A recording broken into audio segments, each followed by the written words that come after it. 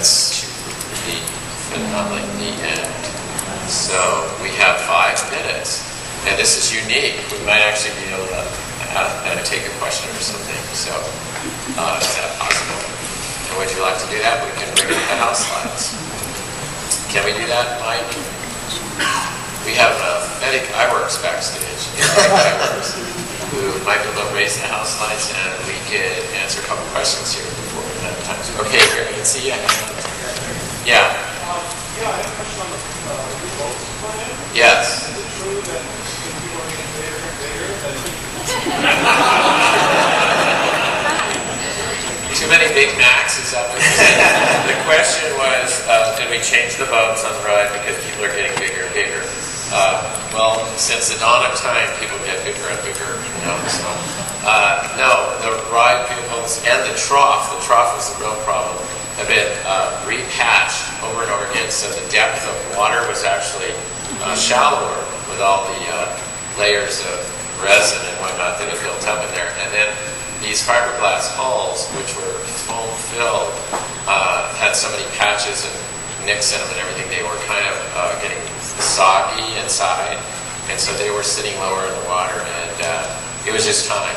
The whole real motivating reason for the rehab was to tear up all of the track. So what you're riding through now is all brand new track, and if you are a real fan, you'll notice it's a lot smoother ride than it was in the last few years that it was running with the original track. That track was from the New York World's Fair, brought to New York, and then taken down, brought back to California. And so it had a lot of miles on it. Wow. Yeah. Front row.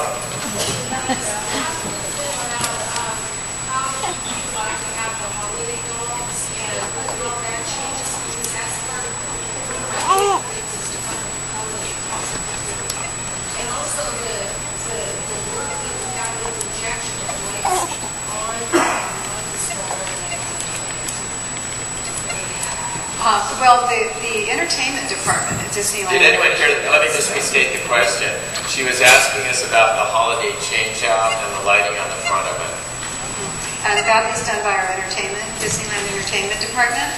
And we just thought, I can't remember how many years ago it was now, but that it would be really fun to do something different with the Small World and some of our attractions during the holidays, because we do have a lot of repeat visitors, and so to do, again, something special would be fun. So Steve Davison and Brian Sandal do, I think, a great job of overlays inside, keeping the original intent of the lands once again and such. And Tony worked with them actually on weaving the Small World song into the Jingle Bells and the Deck the Halls. Originally it was just going to be Christmas music, and we saw it that way, and we said, ooh, it's not Small World. So the orchestrator was able to blend the two together, and it really makes it magical. So. And then the lighting, you know, I don't know how those guys do it. You think you have trouble putting lights up on your house.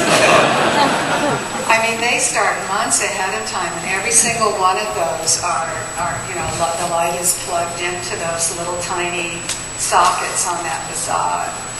And most recently, Tony mentioned this a while back, during our last rehab, Ken Teranian relit our entire facade also with color changing lights, so that we have a whole program that it goes through when the clock tower strikes and does its program, and also when the train goes by. So those are really kind of fun subtleties. And that was kind of fun because you saw that Paul and Mary really wanted that in there in the beginning. So that's why I said it took 44 years to get it there. But Tony, we got a question for you.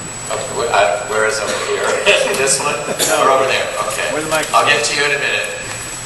I just wanted to ask why the decision was made not to have Mickey and Minnie, especially since Donald Duck makes an appearance. And I kept thinking, Mickey and Minnie are going to be at the end here, and they weren't there. Good point. The reason we allowed Donald to be in there, he appears as one of the 3 caballeros and a piñata. So he's not really Donald Duck, he's a duck piñata. And the 3 caballeros were a forerunner of Small World. It was part, and certainly you've probably seen Ted Thomas's wonderful film that's been, I think they screened it here the other night. which is all about the goodwill trip taken to South America in the 40s. Walt was asked by the State Department to go to South America and build goodwill during the war years with our South American neighbors. So we thought, since the storyline of Small World is brotherhood and children of the world all being the same, that those characters would be a good reminder of the brotherhood that Walt was asked to do years ago. And so the Mickey thing, we didn't find a place where we could make Mickey fit in well enough. We felt he might steal the show. Yeah, we mocked it up. Did you? It just stood out. It's too, with everyone with their hidden Mickeys and all that stuff, it would be just... It's too obvious. Yeah. Okay, we have one over here. One more question. This is actually for Kim. I read somewhere that the pieces on the very top of the exterior were modeled directly from your mother's jewelry. Is that true? That's exactly true. The model shop was so small when the original Imagineers, it was Harriet Burns and Glenda Von Kessel and Joyce and Mom and Joyce Huntington. They would build the models out of things that they just had at hand. And my grandpa actually used to buy huge bags of jewelry at the Goodwill and bring it to my sister and I. They were like, "Oh, Grandpa, really?" So Mom would take it into the model shop and they'd just dump it out in these bins. And when you pull stuff apart, there's those little, like filigree pieces on the back of necklaces and the beads and things. And those were on the model. And so were doilies, by the way, those paper doilies that you put underneath cupcakes and stuff. All of those things were used on the model. And then when they built the real thing, they just blew them up full size. And they know exactly those things. And now they've been reproduced all around the world. This is a little bit of a sideline, but John DeCure was a great art director in Hollywood who worked with us on several projects.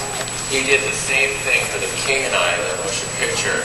All of the set design in that movie is from jewelry that he brought back, because he said no one would enjoy the film if it was just literal reproductions of historic buildings from Southeast Asia. So he said, I'm going to model all of these buildings on jewelry, so the next time you see that film, it was done the same way as if you saw this film.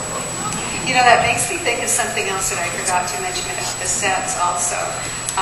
They made sure that the materials, the fabrics, the color schemes, all looked like what you would find in that country. So, like in Spain, for instance, they used Spanish mantilla as, the background cloth. Or in Ireland, they would use fabrics and things that looked like something out of clover leaves or, little leprechaun color schemes and stuff. They were very careful to make sure that they used materials from those countries.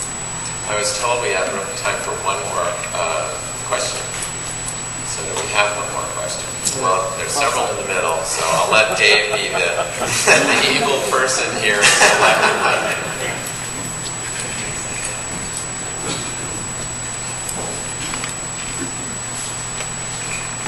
Sorry. I just was curious about the decision to change the color scheme around the mid-90s to the pastels on the facade here at Disneyland, and then the decision to switch it back. Okay, how do we want to do that? The question was, there was a decision to change the facade to the colors which we'd kind of done in Paris, and then we switched it back. Oh, to the white? Yeah. For the 50th anniversary. Yeah, that was a very conscious decision to do. That we loved the colors, but we thought for the 50th we should take it back to the original all-white Small World. And part of that is just the need that Disneyland needs to always be evolving, always changing. I know a lot of people would like to be a museum, but it's a piece of entertainment. And the little kids that get excited about the new things we do, I mean, I've ridden through that ride many, many times now since we did new things. And to see their faces light up when there's characters they recognize and to engage them in something that you could start to worry, oh, the little kids aren't going to really get into this. And so it brings a freshness to it. So just bear with us. We are all trying to do everything we can to get as beautiful and as wonderful as it can be. But change is part of our business, and I think it's one of the most exciting parts of it. So